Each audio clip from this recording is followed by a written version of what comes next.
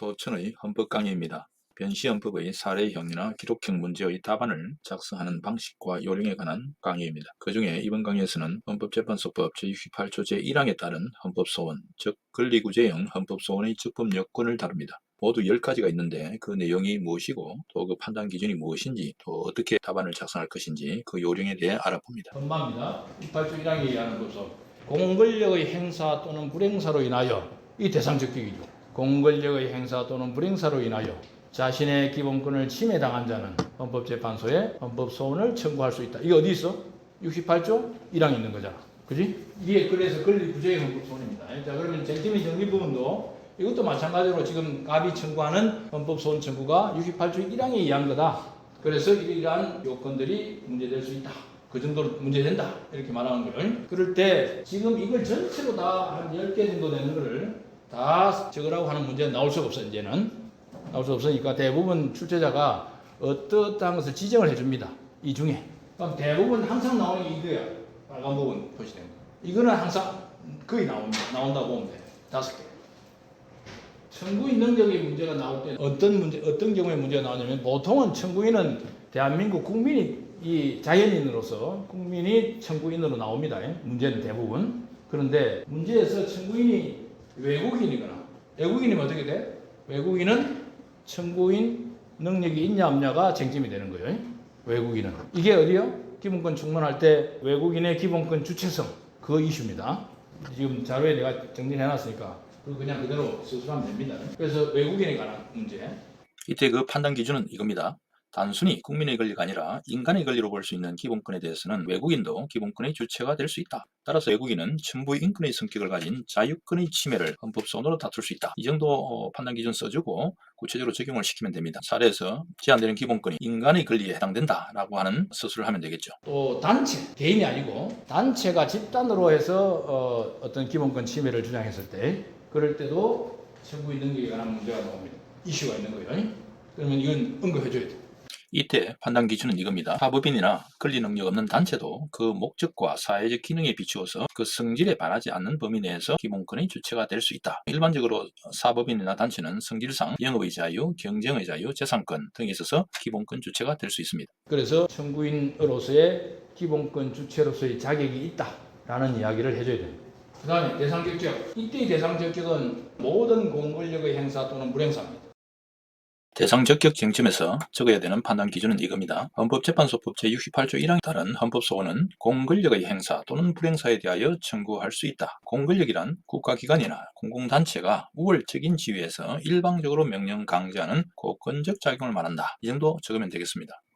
여기서 잠깐 헌법재판소가 대상적격, 즉 공권력의 행사 또는 불행사 개념을 구체적으로 적용한 사례를 보겠습니다. 화면을 보면서 파악하기 바랍니다.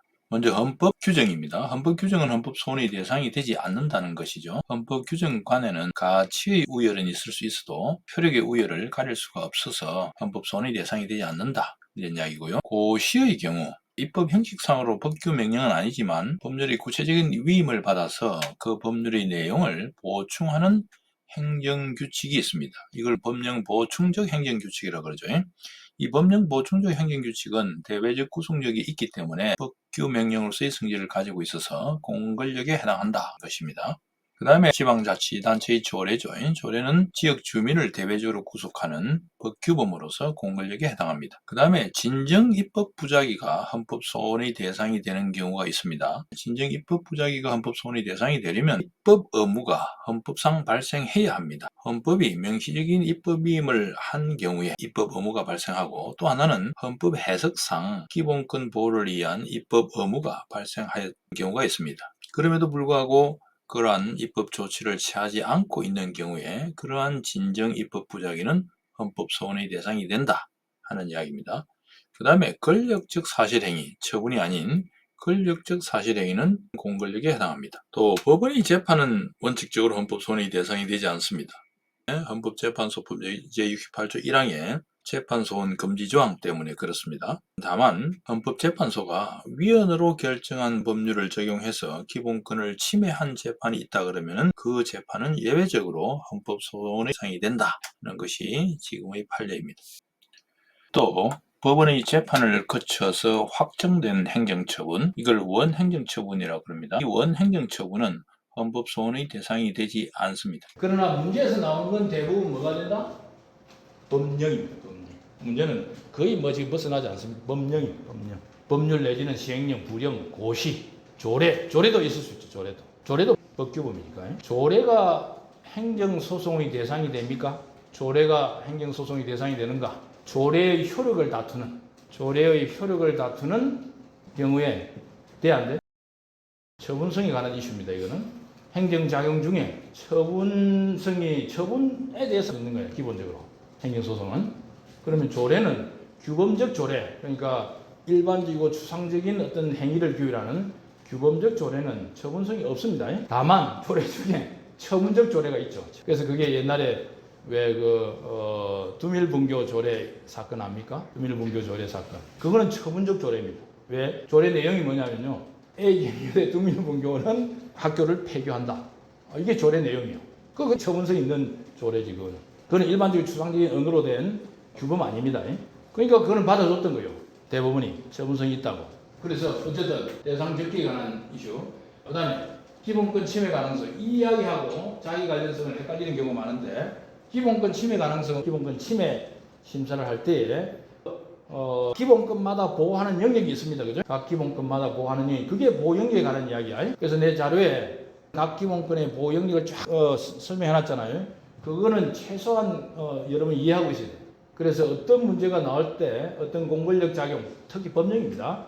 법령으로 인해서 누구의 어떤 자유가 왜 제한돼, 어떻게 제한되는가를 이해하고 해야 돼. 그걸 서술하는 부분이야. 제한되는 기본권 항목에서. 지금 문제되는 법령으로 인해서 누구의 어떤 자유와 권리가 제한되는가, 그 판단할 때 보호 영역에 관한 문제가 나오는 거예요. 이슈가 나오는 거죠. 각 개별 기본권마다의 보호 영역이 정해져 있고 헌재가 그 보호 영역을 제시를 해주죠. 그럴 때 그 안에 들어가는 어떤 이익이, 자유나 권리가 제한돼야만 비로소 위헌 심사가 시작되는 거예요.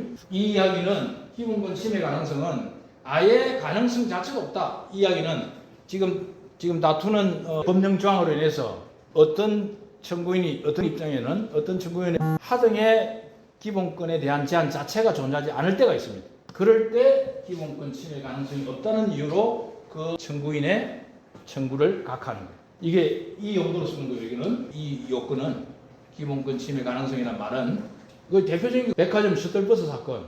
백화점 셔틀버스 사건에서 법률에서 백화점 사업자는 셔틀버스를 이용해서 멀리 있는 고객을 유치하면 안 된다라고 했단 말이에요. 그러니까 셔틀버스 운행 금지 조항이야. 그로 인해서 누가 청구했냐면은 당연히 당의 수범자 누구요? 백화점 사업주지. 그거 말고 함께 그동안 백화점 셔틀버스를 이용해서 편하게 백화점을 이용했던 고객들이 다툰 거예요. 같이 청구인으로. 그러면 청구인은 자신의 백화점 셔틀버스를 이용할 권리, 헌법상의 기본권임을 입증해야 되죠. 이게 통과되려면 고객의 입장에서 백화점 셔틀버스를 이용할 권리, 헌법의 어느 기본권에서 보호하는 영역에 속하는가, 자유와 권리인가. 어때? 그건 헌법에 어디에도 없는 거예요. 지금 백화점 셔틀버스를 이용할 권리가 어디에 헌법에 있겠어? 그래서 헌법재판소는 야, 너희들의 청구는 기본권 침해 가능성이 없어서 각하한다, 이렇게 말한 거죠. 됐죠? 이게 이럴 때 쓰는 거예요.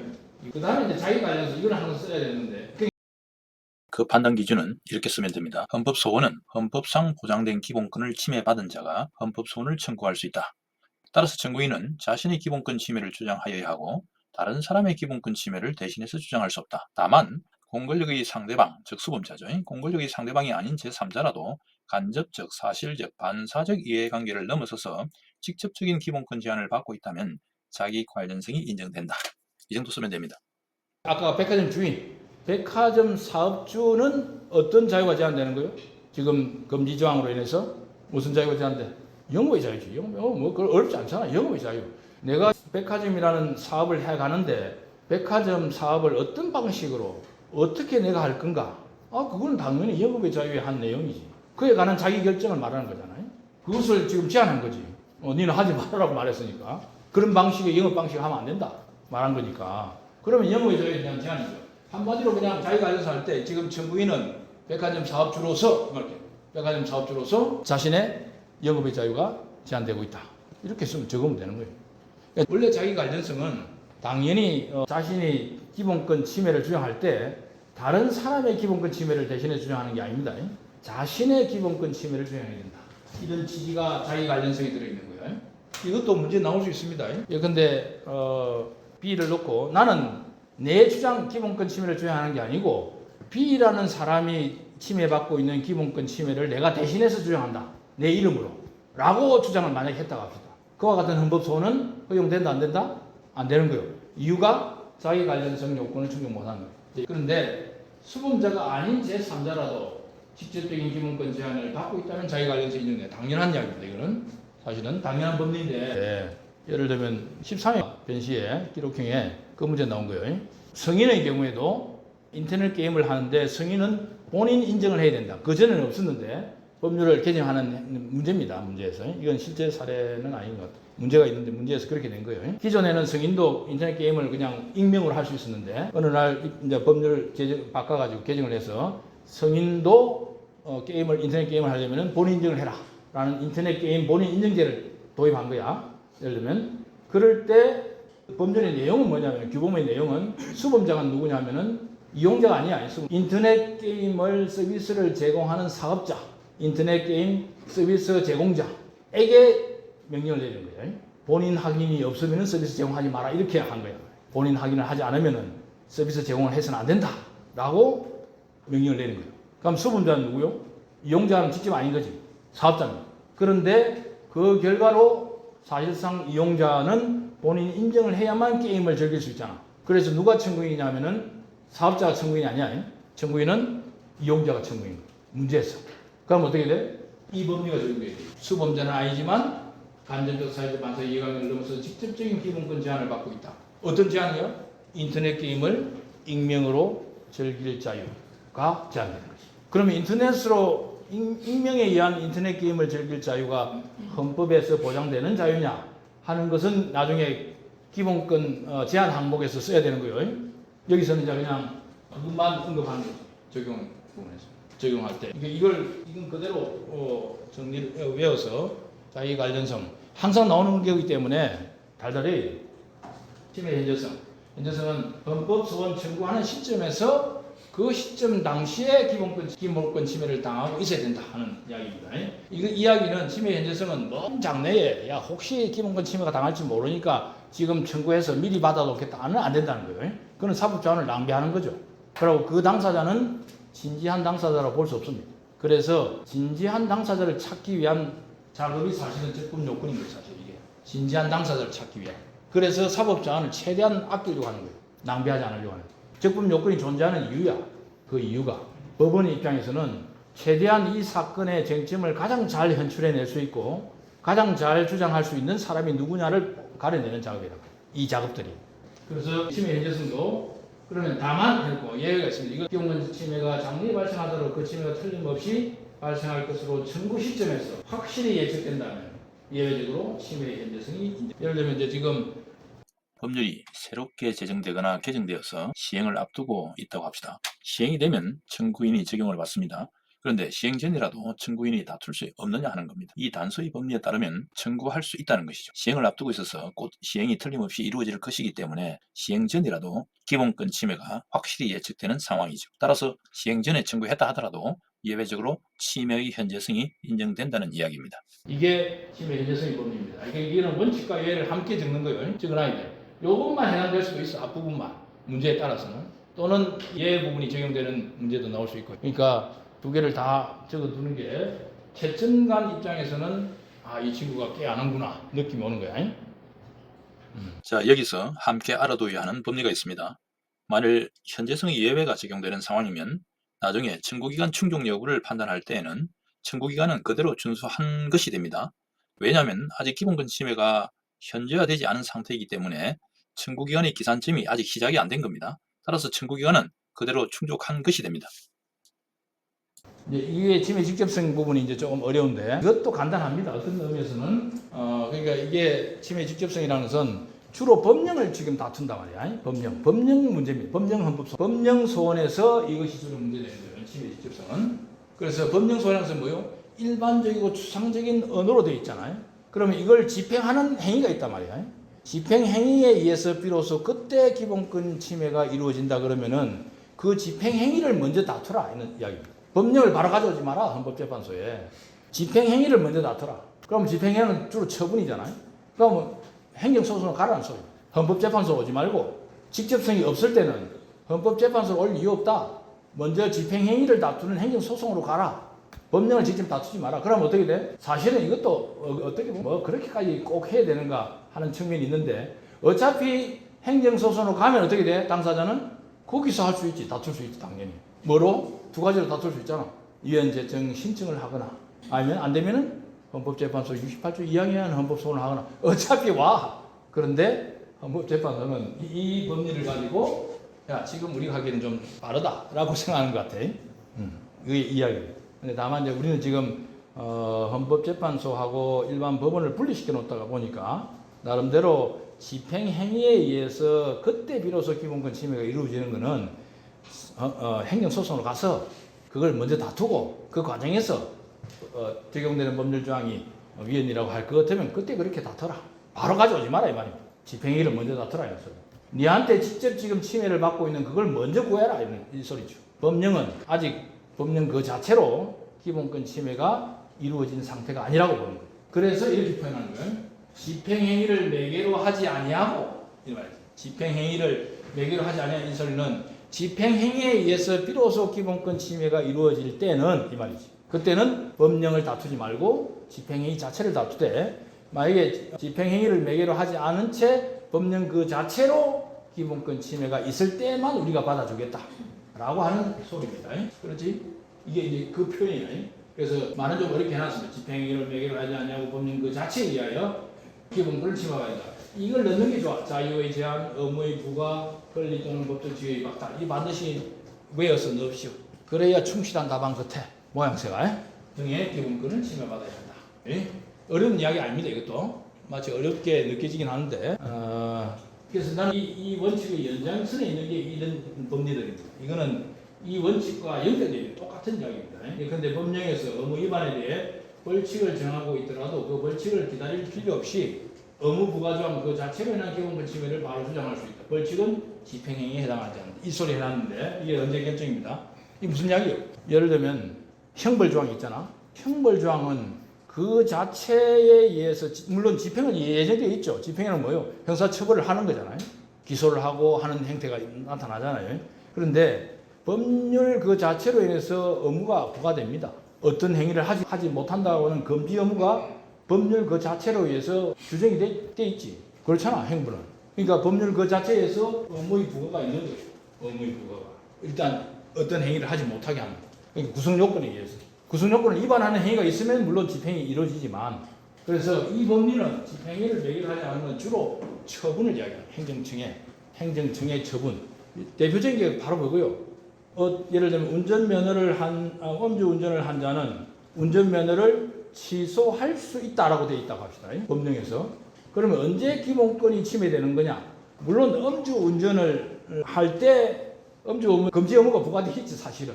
그런데 이걸 다툴 수도 있는데 취소 처분을 내려지기 전에는 이 조항 자체로 인해서는 기본권 침해가 없다고 지금 보는 거예요. 난 아까 말한 대로 행정소송으로 갈 거는 먼저 행정소송으로 가라는 소리입니다. 기본적으로. 그래서 지금 이 이야기를 하고 있는 건데 그러니까 재량행위가 예정되어 있을 때는 그 법률조항 자체를 다투지 못하게 하는 거예요. 재량행위로 예정되어 있을 때. 그러면 재량처분이 내려졌을 때 왜냐하면 재량처분은 할 수도 있고 안 할 수도 있잖아. 기본권 침해를 할 수도 갈 수도 있고 안 할 수도 있단 말이야. 그러니까 행정청의 의사에 의해서 그때 비로소 기본권 침해가 이루어진다고 보는 거예요.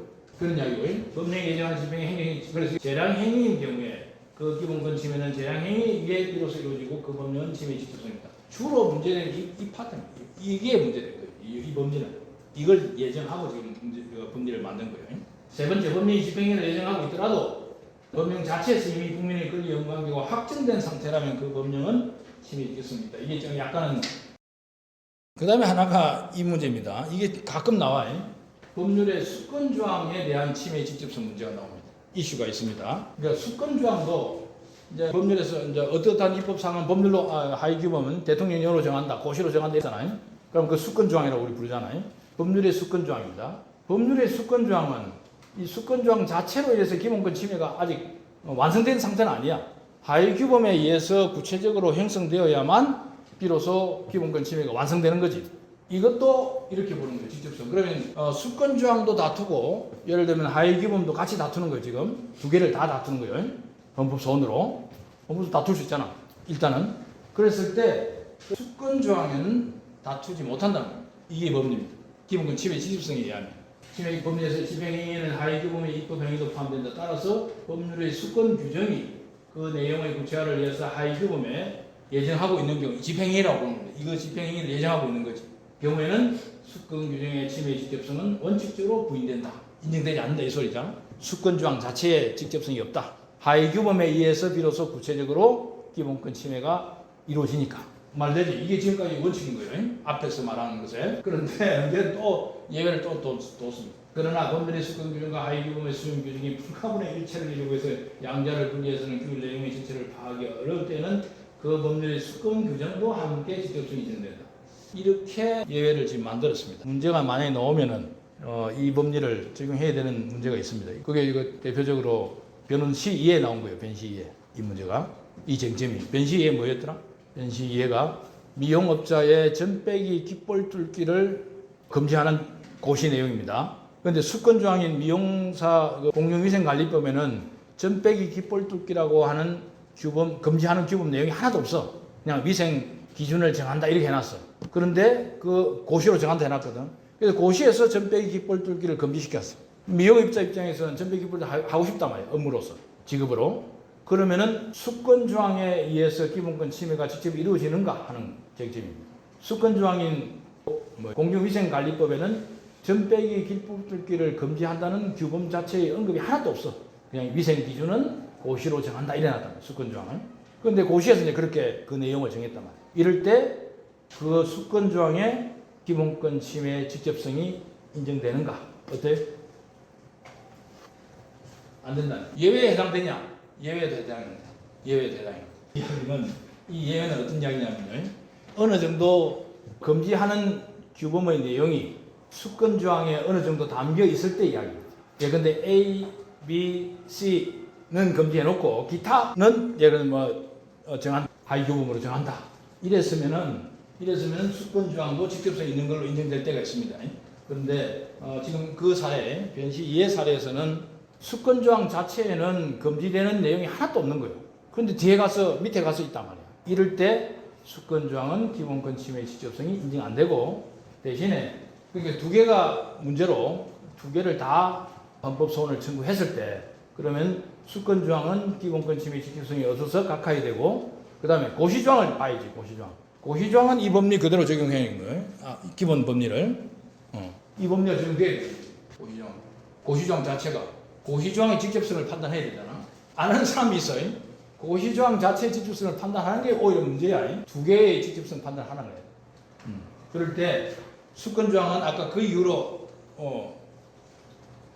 직접성이 없는 거고 고시조항은 어떻게 돼? 고시조항에 보면은 미용업자는 전 빼기, 깃볼 뚫기를 업무로 해서는 아니 된다 이렇게 돼 있어 그냥. 그럼 금지 규범이지. 의무를 부과하고 있잖아. 뭐 예정하고 있는 게 없어. 집행행위를 예정하고 있는. 그러니까 이 자체로 바로 의무의 부과가 이루어지죠.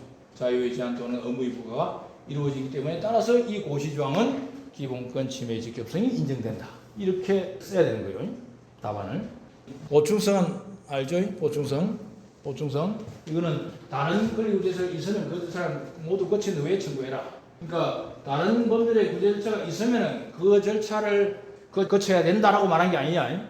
그래서 헌법소원을 각하는 게 아니라 거치고 난 다음에 헌법소원을 청구해라라고 하는 이야기입니다. 이거 오해하면 안 됩니다. 따라서 별도의 권리 구제 절차가 없다면 바로 헌법소원을 청구할 수 있다. 이게 당연히 나오는 원칙이 되죠. 법리가 되죠. 그러니까 예를 들면 대표적인 뭐요? 주로 문제는 법령을 다투는 헌법소원입니다. 법령을 다투는 대부분 고시를 포함해서요. 그러면 고시든 대통령령이든 법률이든 그 효력을 직접 다툴 수 있는 행정소송이 있나 없나? 행정소송으로 다툴 수 있다 없다? 못 다투죠. 그러니까 어떻게 돼? 그러니까 법령의 효력을 직접 소송물로 해서 다툴 수 있는 권리구제 절차가 존재하지 않는 거죠. 우리나라에 지금 행정소송에 그런 소송이 아니란 말이에요. 처분을 다투는 거니까.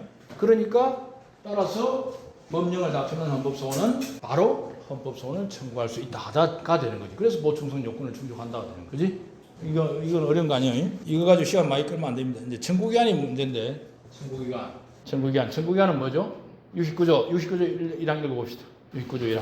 헌법 제68조 제1항에 따른 헌법소원의 심판은 그 사유가 있음을 안 날부터 그 사유는 무슨 말이에요? 그 사유가 뭐야? 기본권 침해의 사유입니다. 그러니까 여러분 적을 때는 기본권 침해의 사유라고 적는 거예요. 기본권 침해의 사유. 그 다음에 있음을 안 날로부터 그 사유가 있은 날부터 1년 이내에 청구하여야 한다. 이 문장은 새로 고쳐야 됩니다. 어떻게 고쳐야 될까? 기본권 침해의 사유가 있음을 안 날이 먼저 오는 게 아니고 여기에서 기본권 침해의 사유가 있었다고 합시다. 이 날이 있은 날로부터 1년이다. 이게 먼저 봐야 돼. 문장 구조상으로 기본권 침해의 사유가 있은 날로부터 1년 이내에 그 안에서 기본권 침해의 사유가 있음을 안 날로부터 얼마? 90일. 이 안에 제기해. 그럼 여기에서 많이 제기했다 어떻게 돼? 이 각하요. 이게 이 말이라고. 기본권 침해의 사유가 있은 날로부터 1년 안에. 그래서 이거 엔더입니다. 엔더. 안에서 있음을 안 날부터 90일. 만약에 여기가 있은 날에 바로 알았다 그러면 어떻게 돼? 여기서부터 기산하는 거예요. 90일은. 그럼 90일 안에 제기해야 되는 거예요. 여기서. 이 안에.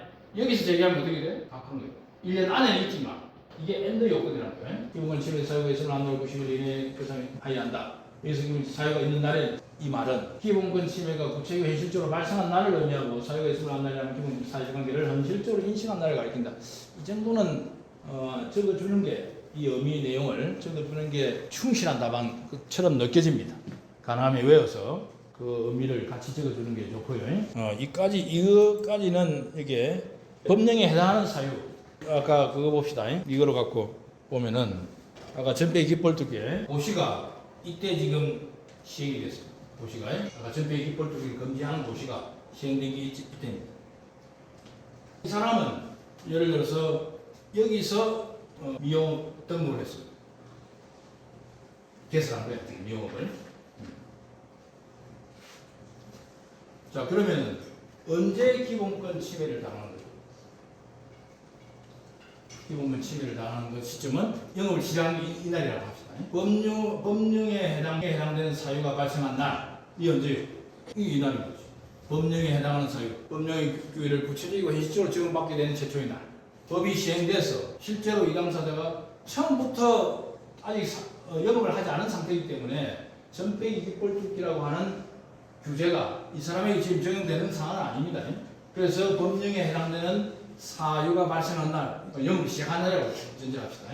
그래서 여기에서 이제 영업이 개시된 이때 비로소 이 고시의 규율을 현실적으로 적용받게 되는 거죠. 그럼 이 날이 뭐나? 기본권 침해의 사유가 있은 계산할 때 잘해야 기본권 침해의 사유가 있어. 물론 이제 토일 불찬이의 원칙 때문에 기산일은 다음 날이 됩니다만은, 그렇지? 그런데 안 날이 언제냐면은 그러니까 자기가 전폐 깃벌 할 수 있는 줄 알았는데 이날 알았다고는 못 본 거예요. 그래서 문제 내기를 이날 협회에 물어보니까 해신이 온 날, 해신을 받은 날, 이날 받아가지고 보니까 미용업자는 전폐 깃벌 이 고시조항 때문에 못한다 라고 하는 걸 비로소 알게 됐습니다. 자, 이게 문제입니다. 문제는 그러면 이날로부터 1년이죠. 1년 안에 그 중에 이날 알았다고 본 거예요. 있음을 안 날, 기본권 침해의 사유가 전폐 깃벌 하지 못한다는 사실을 안 날, 이게 안 날이 돼요. 그럼 해신받은 날로부터 90이 되니까 90일 안에 소원을 청구해야 되죠. 기사는 어떻게 하는 거예요? 해신받은 날은 제외하고 그 다음 날로부터 계산해서 90이 되는 날을 이날까지 청구를 해야 돼요. 그렇지? 이해했죠 이거? 그러니까 이 법리가 갖는 의미가 뭔가를 이해하고 있어야 되는 거예요. 그래 응용을 적용시킬 수 있어요. 어떤 문제가 나와도 수많은 문제들이 다 이 범위를 벗어나지 않습니다. 그런데 국선 대리인은 언제 신청을 했냐? 국선 대리인 신청은 여기에 했다고 합시다. 국선 대리인. 자, 국선 대리인 신청이 있는 경우에는 어떻게 되나? 이날 청구한 걸로 보는 거예요. 국선 대리인 신청을 한 날이 헌법 소원을 청구한 날이 됩니다. 그렇게 간주하는 거예요. 설령 나중에 국선 대리인이 지정이 돼서 이날 예컨했다. 이날 청구를 합니다. 실제로는. 그러나 이미 90일이 지났죠. 그렇다고 그러면 이게 청구 기간을 넘긴 거냐? 아닙니다. 왜? 국선 대리인 선임 신청을 이날 했기 때문에 이 90일 안에 국선 대리인 선임 신청을 한 상태이기 때문에 이날이 청구일로 간주됩니다. 청구 기간 준수죠. 그런데 만약에 여기에 기각 결정이 내려졌습니다. 국선 대리인 선임 신청 기각 결정이 내려졌어요. 국선 대리인 선임 신청을 했는데 헌법재판소가 기각 결정을 했습니다. 그럼 어떻게 돼? 어떻게 계산하는 거예요? 그때는 이날 청구한 것을 간주 안 됩니다. 기각됐기 때문에 어떻게 돼? 이날은 빼는 거예요. 이날은 빼고 90일 계산을 해요. 이날은 빼고 90일 계산하면은 조금 더 늘어, 이 빠지는 부분만큼만 늘어나겠죠. 이날이 마이너리. 이거 이해하고 있어야 돼요. 이렇게 복잡한 문제가 나올까? 이해되시 나옵니다. 앞으로 안 나올 수 있어요. 앞으로. 그런데 나왔습니다. 이거 이해돼? 자, 70, 국선 대리인 청구기간 그날 봅시다. 이게 70조인데 어디 있노? 읽어보시죠. 제1항 헌법소원 신문을 청구하려는 자가 변호사를 대리인으로 선임할 자격이 없는 경우에는 헌법재판소에 국선 대리인을 선임하여 줄 것을 신청할 수 있다. 이 경우 제69조에 따른 청구 기간은 국선 대리인의 선임 신청이 있는 날을 기준으로 정한다. 오케이, 잠깐만 거기까지만. 대리인 선임 신청 한 날을 기준으로 정한다 이래놨잖아요. 이게 애매한 표현이에요. 이게 이 말이 간주한다는 의미입니다. 국선 대리인 선임 신청을 한 날 한 것으로 본다 이런 소리입니다. 의미가 이 말입니다. 이날 청구한 것으로 본다. 다만 그다음 제4항 헌법재판소가 국선 대리인을 선정하지 아니한다는 결정을 한 때에는 지체 없이 그 사실을 신청인에게 통지하여야 한다. 이 경우 신청인이 선임 신청을 한 날부터 그 통지를 받은 날까지의 기간은 제69조의 청구 기간을 산입하지 아니한다. 이 말입니다. 신청을 했는데 기각 결정이 됐어. 그러면 이날은 기간 계산해서 빼준다는 겁니다.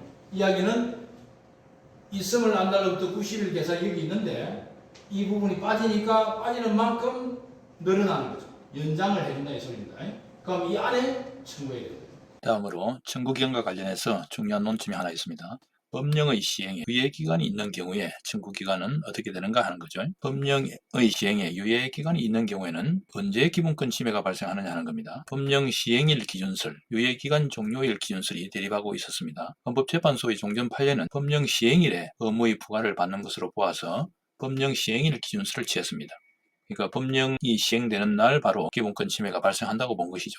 그런데 2020년 판례 변경으로 유예기간이 종료한 날 그 이후부터 의무 부과를 받게 되는 것으로 봐서 그때 기본권 침해가 발생한다고 판단하고 있습니다. 그러니까 청구인 입장에서는 청구기간 계산에서 유리하게 판례 변경이 이루어진 겁니다. 법령 시행의 유예기간이 종료하는 날 이후부터 청구기간이 시작되기 때문입니다. 이상으로 헌법재판소법 제68조 제1항에 따른 헌법소원, 즉 권리구제형 헌법소원에서 적법 요건의 판단 기준이 무엇이고 어떻게 답안을 작성할 것인가 그 요령을 살펴보았습니다.